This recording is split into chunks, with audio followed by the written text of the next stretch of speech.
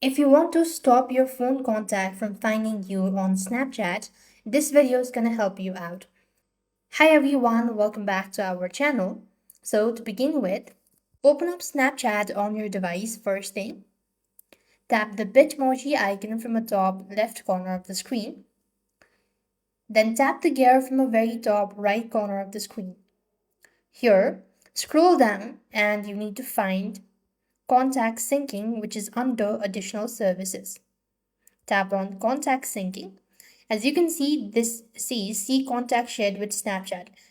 And underneath, you want to make sure to go ahead and select Remove Sync Contact from Snapchat. If you're sure about it, go ahead and tap on Confirm. Then you want to scroll down, go to Privacy Control. Then you have this Contact Me section. Go to this.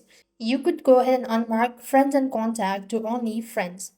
Then you could go ahead and tap on the OK button. Now that you've done this, close the Snapchat app, open up settings on your device, go to app section, locate Snapchat, and go to storage and cache and clear cache. This is gonna definitely help you out.